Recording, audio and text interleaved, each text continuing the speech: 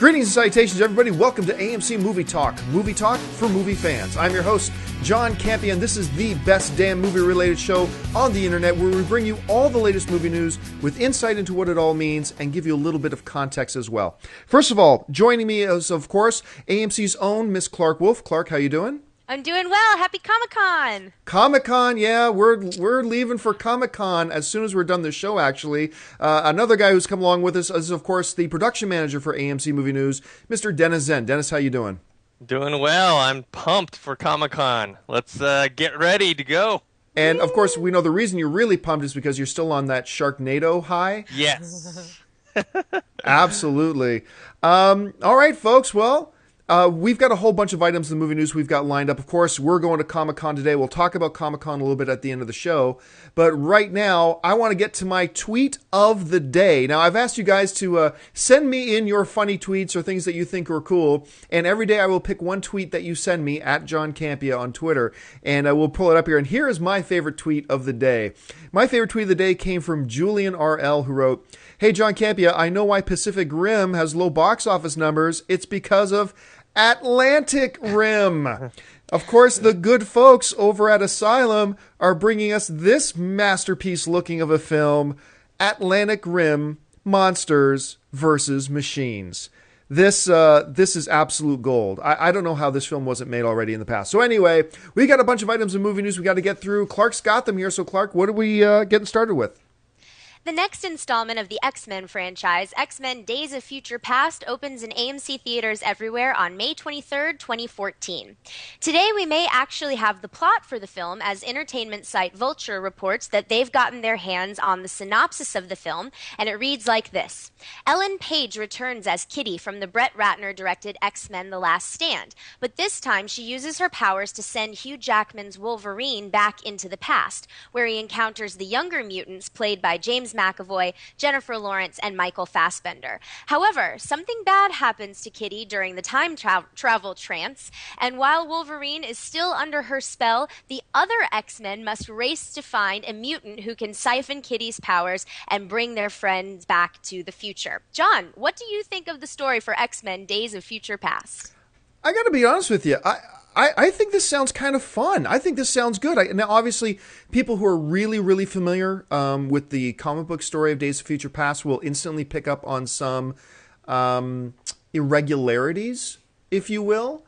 But put that aside for a second. You remember, my big thing with watching any movie is not how true did you stay to the original source material. No. My number one concern is how good of a movie did you make?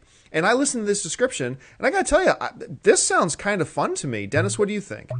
Yeah, I think it's a smart move. I mean, I think in the original, I haven't read it for so long, but in the original, it was Kitty Pryde was the main character, and she was the one like traveling back and forth or whatever, and making Hugh Jackman / Wolverine the focus of this series. And now we know why. There's reports of how long Hugh Jackman was supposed to be on set. Why that's why he was there for so long, because he's basically the main character. So yeah, I think it's great. It's a great move because everyone loves Wolverine and they just want to see more of him. So yeah, I think we're in for a treat. Yeah, and you know, we kind of talked about that on, I think it was Movie Talk yesterday. We might have talked about, it's like, why is Wolverine always seeming to be the main character? Well, it's because two things. Wolverine is the most sellable and marketable character, and Hugh Jackman is the most sellable and marketable and likable star in the film. So it makes sense that he's going to be the one that's doing that time traveling kind of stuff. I hope this turns out to be accurate. I hope this turns out to be true, because I'm really excited to see this thing. So yeah, there we go. What do we got next? As most of you know, Sylvester Stallone is hard at work getting Expendables 3 ready to enter AMC theaters everywhere on August 15th, 2014. Coming along with the regular Expendables crew are names like Jackie Chan, Wesley Snipes, and Nick Cage. Yes! And now, according to a tweet from Stallone, we may know who our villain is. Stallone recently tweeted out the following: Mad Max versus Barney Ross. As you know, Barney Ross is the name of Stallone's character in The Expendables. Dennis, is Stallone hinting at Mel Gibson as the villain in Expendables 3? And if so, what would you think about that? Oh, he's definitely hinting at that. I mean, That's not hinting. Yeah. I mean, it's been reported for a long time that he's been trying to get Mel Gibson into this franchise. I think he tried to get him to direct it, and he wanted him to be in it. And so now I think maybe they finally came to some sort of deal. As in terms of Mel Gibson being in the movie, it's interesting because he's a controversial figure, to put it mildly, and some people may object to him being in a big budget movie like this, and others may be excited to see him in a role like this, and maybe even people who don't like him may be like, okay, well, he's the villain, at least I get to see him get beat up and killed, possibly. So I don't know. I think it's fine. I think it's another step. If you're including Jackie Chan and Nicolas Cage and Wesley Snipes, why not Mel Gibson? I'll go one step further. I think not only do I think why not, I think this is genius. I think it's absolute genius. Now, I'm one of these guys who, look, it's kind of become irrefutable that Mel Gibson is a jerk. Okay, and maybe he believes some really, bad things, maybe. I mean, I'm not going to judge the guy. But even if that's the case, the reality is, in our society, like with professional athletes, dudes can rape girls and we let them off the hook and let it go. Dudes can kill people with DUIs and we let them off the hook. I mean, we shouldn't. And all those types of things.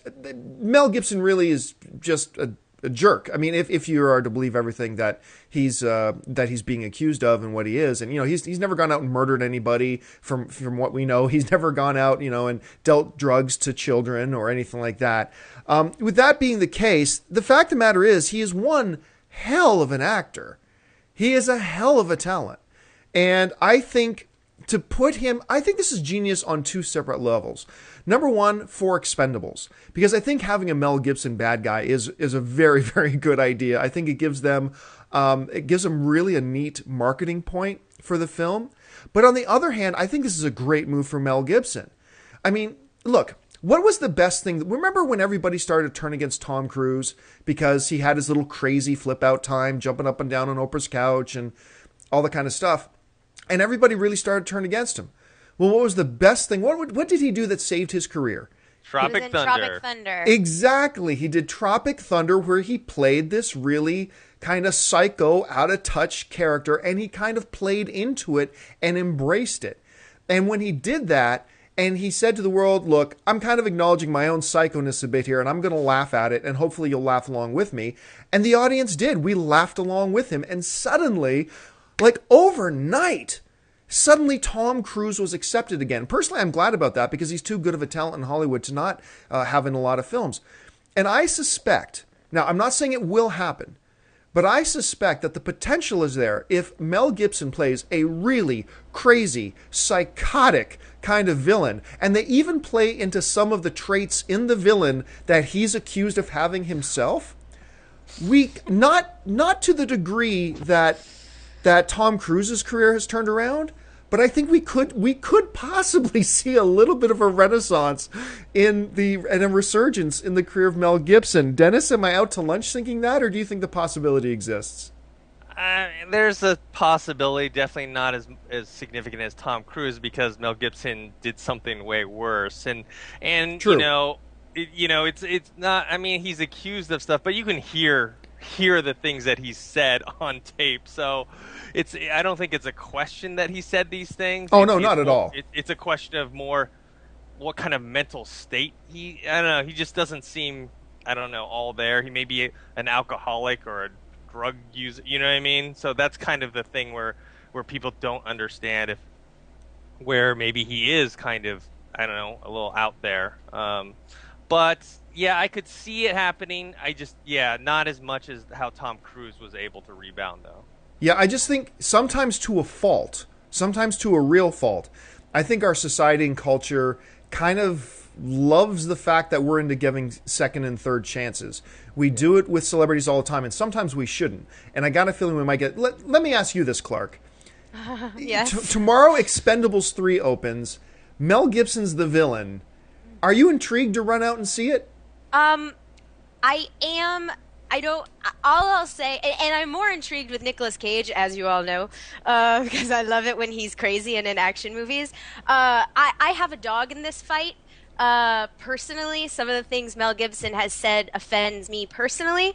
Oh, So, all of us. Offends all of us, yeah. right, yeah. So, but anyway, that being said, so I am intrigued by it, and it upsets me that because I was such a big fan of Mel Gibson's before some of this shenanigans happen. So I would be totally intrigued by this, and I'm sure that 95% of America that don't have a personal stake in it will be intrigued by it, and so I am intrigued by it. I probably won't go see it though, just for my own personal reasons. But I think it's inspired casting, if you don't mind. The things that come along with having Mel Gibson. The baggage that comes along with That's it. I mean, exactly it. look, here's the thing. I got burned by Gibson really badly because I remember when the first incident happened with him. Remember, he made those anti-Semitic slurs when he was being arrested and he was drunk. Yeah. I stood up for the dude. I was like, hey, look, let's not paint an entire guy's character by something he says while smashed out of his head and obviously, irritated and being confronted by a cop. Let's not paint out. And at the time, all these, Jewish business partners of his were coming to his side and saying, no, he's not like that. So I stood up and I said, hey, guys, let's cut good old Mel Gibson a break. And then the jackass did it again. Yeah. And made me look like an idiot, and everybody who stood up for him looked like an idiot. But I gotta admit, I am a sucker for redemption stories. Like, I always talk, my favorite literary character is Boromir in Lord of the Rings. Always has been. Why? Because he's a guy who at the end was able to be redeemed. There's something I love about redemption stories, especially in real life. So as much as he's burned me, as much as he's offended me, as much as the stupidity that he has said and done, there's still always going to be this part of me that hopes to see a redemption story at the end of the story. Maybe I'm dreaming, but and he's acknowledged he's sick. He's acknowledged he's an addict. You know what I mean? And so hopefully he will get better. You know what I mean? I hope for that. I just still probably personally need a little bit more time, but I think it's great casting. Yeah. All right, folks. Well, listen. Before we get into buy and sell. On this show, obviously, this show is sponsored by AMC Theaters. And every once in a while, AMC gets a hold of me and says, hey, can we promote this thing or this thing? And usually my answer is, no, I'm not going to do that. But when the folks at AMC called me from Kansas the other day and said, hey, we've got this new promotion with our AMC Stubs program, I didn't even wait to hear what it was. I just said, yes, let's do it. Let's promote Stubs because I'm a huge fan of AMC Stubs program. I think it's the best thing, aside from AMC Movie Talk, that AMC does. I love this program so much. And there's a new promotion for AMC Stubs going on right now. So I'm going to play you this promotion right now. Take a look at this thing. I'm going to tell you a little bit more as soon as it's done. So here, take a look at this new promotion for AMC Stubs. Do you have a favorite Avenger? At AMC, we know there's a little bit of fanboy or fangirl in everyone. And this card's for you. This awesome little card gets you free size upgrades on popcorn and soda and $10 back for every 100 you spend. Plus, you won't have to pay online ticketing fees. Join or renew and get $10 in AMC Stubs bonus bucks to spend on snacks today. This limited time offer is only in theaters, so assemble now. Okay, so that's the promotion they got going for Stubs. Now, this thing I'm going to show you right now, this is actually, when you log on to my Stubs account, this graphic I'm going to show you is actually a screenshot of my Stubs account. So here it is. Now, the way Stubs works is, of course, every time you spend $100, once it accumulates, you don't have to spend $100 at once, whether it's on movie tickets or hot dogs or popcorn or whatever, you get $10 of credit on your Stubs card. Now, you'll see by looking at my rewards and benefit list, I've already got $175 in Stubs credits that I've been able to use and spend. And on top of that, when you're a Stubs member, you know how when you buy your tickets through Fandango, there's like a $1 or $2 surcharge for using it online? Well, the reason I don't know what that amount is because it doesn't apply to me because I'm a Stubs member. If you're a Stubs member and you buy your Fandango tickets online, your online fees are waived. So I've already saved, as you can see in the graphic, $30 in online fees for that. Plus, and this is my favorite part about Stubs, every time you go to the concession stand, let's say you want a medium Coke. Don't order a medium Coke. Show them your Stubbs card, order a small Coke, and tell them to upgrade it to medium. You get an upgrade for free for all your soda and popcorn. So if I want a medium Coke and a large popcorn, I say, give me a small Coke, upgrade it to medium. Give me a medium popcorn and upgrade that to large. And that's free. And I've already saved like $30 just in concession stands this year. So I have spent $12 on a Stubbs card, and I have gotten $235 in benefits. Now, look, obviously, you are not probably going to see or be in the theater as much as I am. And that's totally fine. But with this new promotion right now, you go up to the concession stand, buy your Stubbs card for $12, and they instantly put $10 credit on your card. So this is a great deal. I use it myself. Like I said, I've said no to a bunch of things that AMC has asked me to promote on here, but this is something I really, really approve of, and I love this program, and I'd love for you to go join it. So just stop at the concession stand the next time you're at an AMC theater, tell them you want a Stubbs card, and they will set you up. And of course, as always, we thank AMC for supporting and putting on this show. All right, folks, we've reached that part of the show for buy and sell. Here's how this works. Clark's got a bunch of other items in the world of movie news she's going to run through, and then Dennis and I are simply going to say whether we buy it or if we sell it. So, Clark, what do we got? The new Tom Cruise movie, All You Need Is Kill, is, well, no longer All You Need Is Kill. The film has been renamed Edge of Tomorrow, and the sci-fi action flick opens in AMC theaters everywhere on June 6, 2014. A brand new poster has also just been released for the film, which you can see here. John, buy or sell the new poster for Edge of Tomorrow? I buy it. I think it's a really cool. Now, it looks a little bit like a Halo movie poster to me. And I get them changing it. I'm not a big fan of the Edge of Tomorrow title, but I understand why you get away from the All You Need Is Kill title. That could be a little bit of a provocative title, even though it's the name of the book. So, but overall, yeah, even though it looks a little bit like a Halo design, I still like the poster. So for me, it's a buy. Dennis, what do you think? I buy the poster. I think it looks cool. You're right. It does look like Halo. And I also appreciate the fact that even though they have a big star like Tom Cruise in it, that they don't have to plaster his like giant head. On there, a floating You're right. head. I didn't even think about that. That's great. They made a really cool, looking guy. In terms of the title change, I kind of have to sell it. I think All You Need Is Kill is a cool title. I understand why they changed it. Edge of Tomorrow sounds a bit generic, so. Yeah, I have to sell that portion of it, though. Hunger and Shame director Steve McQueen's new film, 12 Years a Slave, has just released its first trailer online. Set for release on December 27th, 12 Years a Slave is based on the 1853 autobiography of Solomon Northup, played by Chiwetel Ejiofor, a free black man from upstate New York who was abducted and sold into slavery. Facing cruelty, personified by a malevolent slave owner portrayed by Michael Fassbender, as well as unexpected kindnesses, Solomon struggles not only to stay alive but to retain his dignity. In the 12th year of his unforgettable odyssey, Solomon's chance meeting with a Canadian abolitionist, played by Brad Pitt, will forever alter his life. Dennis, buy or sell the trailer for 12 Years a Slave? Oh, I buy this. I buy this big. I mean, the trailer looks great. You look at all the cast in there. You got Chiwetel Ejiofor, Brad Pitt, Michael Fassbender, Benedict Cumberbatch, Paul Giamatti, Paul Dano. The list goes on. It's just amazing. And the trailer looks great. I haven't actually seen Steve McQueen's other movies like Shame and Hunger, but I heard a lot of good things. And seeing this trailer, the way it's put together, it just looks fantastic. Yeah, I have seen those other films, and they are remarkable. This guy is a filmmaker to watch for a very long time. So I obviously buy this for all the reasons you included. And of course, Dennis, you missed the most important reason. The day is saved by a Canadian. The Canadians save the day. Played brilliantly, I'm sure, by Brad Pitt. Look, I've said for a long time, Chiwetel Ejiofor is probably the most underappreciated actor in Hollywood. I put him in the top 5 best actors working today. This guy needs to be featured more and I'm going to predict this will be an Oscar-nominated role for him. And fingers crossed, it's good enough that he can win. But I'm going to predict that he's at least going to pick himself up a nomination for this. The great Dustin Hoffman and Boardwalk Empire's Bobby Cannavale have officially joined Jon Favreau's new film, Chef. The film is based on an original screenplay by Favreau, who is also directing and starring alongside Sofia Vergara, Scarlett Johansson, John Leguizamo, and Robert Downey Jr. Chef is the story of Carl Casper, played by Favreau, who loses his chef job and cooks up a food truck business in hopes of reestablishing his artistic promise. At the same time, he tries to reconnect with his estranged family. John, buy or sell the addition of Hoffman and Cannavale to Chef?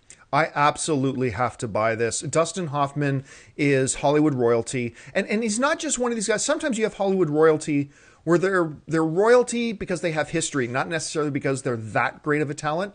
Dustin Hoffman is royalty because he has that great of talent. He's amazing. And as far as Bobby goes, I loved him in Boardwalk Empire. I thought he was such an off-the-wall, yet menacing and terrifying kind of guy in that. I ate it up. And everybody knows I'm really looking forward to this movie in general, before these guys joined. You know, having Robert Downey Jr. hop on board as well, kind of returning the favor for saving his career. Having Scarlett Johansson, this time she's Jon Favreau's love interest instead of the other way. I think this is great all around, so I'm really, really a big buy for me. Dennis? Oh, yeah, I totally buy it as well. I mean, Dustin Hoffman, we know he's got comedic chops. He's got acting chops. He is a Hollywood royalty. And then, like John, you said, Bobby Cannavale in Boardwalk Empire as the villain was amazing last season. So I think none of this can be construed as anything negative at all. All right, folks, we've reached that part of the show for Mailbag. Listen, if you've got a topic or a question you would like us to address on the show, you can email us anytime at amcmovietalk@gmail.com. Now, every day we answer a couple questions on AMC Movie Talk, and then we answer even more on the weekends on AMC Mailbag. For now, Clark's got a couple of messages pulled out of the mailbag. So, Clark, what do we have? Omar Masri writes, "Hey guys, keep up the good work. My question is, do you think The Hobbit will beat Iron Man 3 at the box office?" Oh, boy. Dennis, why don't you start this one? Will the next Hobbit beat Iron Man 3? If you're talking about worldwide, possibly. If you're talking about domestically, no. I think the original Hobbit made $300-something million domestically, and Iron Man 3 made, I think, $400. Yeah. So I don't see a big increase. I'm sure the second Hobbit will make more money, but I'm thinking maybe 350. But I know worldwide, the Hobbit did do better internationally. But even then, Iron Man 3 still made more money overall. So, nah, I don't think so. There's a chance, but I don't think it's going to. It's going to be tight either way because you mentioned domestically Iron Man 3, $400 million, Hobbit, $300 million. But internationally, Iron Man 3 still was ahead, but the percentage shrinks. Iron Man made $1.2 billion worldwide. Yeah. The Hobbit made $1.1 billion worldwide. One of the interesting things here for us to keep an eye on, though, is what is going to be opening around the time that The Hobbit opens. Now, if when you look up the release schedule, nothing is opening the week before. Nothing significant is opening the week before The Hobbit opens up on December 13th. The only film opening up against it is Tyler Perry's A Medea Christmas. And the following week, we've got Monuments Men, which is going to be an Oscar contender film, no doubt, but probably not that huge at the box office. And Anchorman, which I'm going to run out to see, but let's face it, Will Ferrell movies aren't huge blockbusters. So you got nothing opening before The Hobbit, nothing significant opening against it. And going into the following week, there are some pretty good-looking films, but I think it could still have legs going on after that. So I'm going to have to side with Dennis on this and think it's not going to actually beat Iron Man 3. I don't think it'll beat 1.2 billion, but I'm not going to choke if it does. I think it's going to be very, very, very tight. I think, we could see 1.19 billion or something like that, but I think it's going to end up being just a little bit under. Clark, out of the two films, which do you think there's a chance that we could see The Hobbit, The Desolation of Smaug actually overtake and beat out Iron Man 3 at the box office? Actually, I don't. Well, the reason I say no is because I've talked to a lot of people who did not enjoy the first Hobbit film.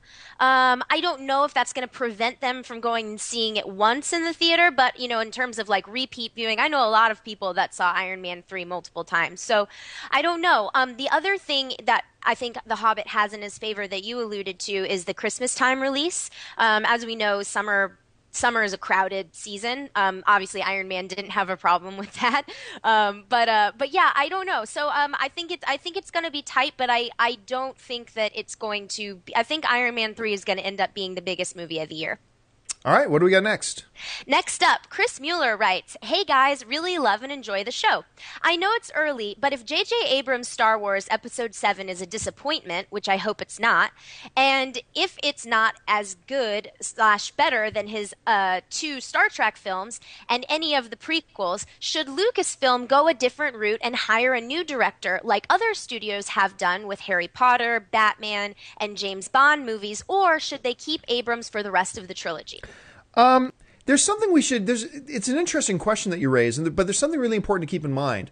With both the history of Lucasfilm and the history of Disney, Lucasfilm and Disney have not needed a film to be bad to change directors before. Now let's look at Lucasfilm. A lot of people forget George Lucas did not direct all 3 of the first original Star Wars movies. He directed the first Star Wars movie, but then he brought in somebody else to direct the second one. And then he brought in somebody else to direct Return of the Jedi. So you had 3 different directors. Let's look at the history of Disney. Pirates of the Caribbean, he switched directors. The first Thor movie, I still contend that aside from Avengers is the best Marvel movie we've had. That's just my opinion. I know a lot of you think differently. But Kenneth Branagh did a terrific job directing that. But they've switched directors for Thor 2. I loved Captain America, but they've switched directors for Captain America 2. The only thing they haven't, Iron Man has switched directors. Obviously, John Favreau directed the first couple. Now we got Shane Black directing the third. Joss Whedon is directing Avengers 2, but he's the only guy who seems to have kept his job, despite the fact that other films have been good. So there is huge precedence with these 2 companies that even if the movie is great, and even if the movie does succeed well, that they could end up changing directors. And I'll tell you this right now. I've thought from the beginning that J.J. Abrams, regardless of how Star Wars Episode 7 turns out, even if it's a huge mega hit and it's absolutely awesome, I have a feeling they will still change directors and go in a different direction, and J.J. Abrams will go off and do more creative, wonderful things. So if it's bad, absolutely they could change directions, because I think they're going to change directions anyway. Dennis, what do you think? Yeah, I'm not sure if they're going to change it if it does really, really well, but definitely if it's not. And when you're saying bad, I'm talking about bad financially. I mean, let's say the movie-going audience watches it and goes, wow, that wasn't that good, but it makes like a ton of money. I don't think they necessarily have to change him as a director, but if it does poorly, then they're definitely going to change him. And remember, this isn't a case with like the prequels where George Lucas was the boss of himself, so he couldn't really fire himself. He's like, wow, that movie kind of sucked. Well, we better get rid of that director. Oh, wait, that's me. And yet that's what he did with the original Star Wars. Yeah, but he didn't do a bad job with the first. No, obviously that was back not, when he was, actually doing good stuff. So in this case, I could see them doing it. I'd like the first, or not the first Star Wars, but the next Star Wars to be really good. And I hope they give him another movie to work with. Maybe not a trilogy, but at least another movie. All right, folks. Well, that will do it for us. We've run out of time. Thank you so much for joining us. Now, I'm going to remind you, as soon as we're done the show, we're getting ready to go to Comic-Con. And we got a couple things coming up at Comic-Con. If you're at Comic-Con or if you're in the San Diego area, I got 3 things I want to mention to you. Number 1, the Masters of the Web panel that I am running, we are presenting, along with Lionsgate, a special screening on Wednesday night, that's tomorrow night, of their new horror film, You're Next, which has just been getting absolute rave reviews. So come on out. You can come to the Gaslamp, I think it's pronounced Reading Theater. That's right in the Gaslamp district. I believe the screening is at 9 o'clock. It's a free screening, but because it's free, you got to make sure you're there early enough to get in line to make sure that you can get in. So come on down, come to this free screening. I'm going to be there hosting it, and I'm going to do a Q&A with the filmmakers and the stars as well after the screening's done, so come on down to that. On Thursday morning is the actual Masters of the Web panel. That's going to be Thursday morning at 11:30 in the morning in the Convention Center in room 24 ABC. Of course, we've got some of the best online horror pundits in the world are going to be on this panel with us. And, of course, the writer and the director for Your Next are going to be on the panel as well. So come on down and join us for that. And then Thursday night, We are having the AMC Movie Talk meet and greet. Come on down. It's going to be on the first floor of the Omni Hotel in the bar there. We're just going to be hanging out. So come on down. We'll be there from 7 to 8:30. And then we've got some parties to go to after that. But we'll be there from 7 to 8:30. Just come on down and say hi and meet us. And we're looking forward to meeting you guys so much. And I want to make sure, because I've been getting a lot of people asking me, sure that you know that we will be doing AMC Movie Talk while we're in San Diego. So we will have regular episodes going up. Keep your eye open for those things while we're down there. So that'll do it for me. I want to, first of all, thank of all the one and the only Miss Clark Wolf. Clark, where can people find you online? I am on Twitter at Clark Wolf, Clark with an E, Wolf with an E, and on Facebook at Official Clark Wolf. The one and the only, the production manager of AMC Movie Talk, Mr. Dennis N. Dennis, where can people find you? You can find me on Twitter at ThinkHero, and on Facebook you can just look at my name. And, of course, you can find me on Twitter and on Facebook at John Campia. And send me more of your tweets for the Tweet of the Day selection. That'll be great. So, thanks again for joining us. The next time you see us, we're going to be in San Diego at Comic-Con. So until then, my name's John Campia for AMC Movie News. Bye-bye.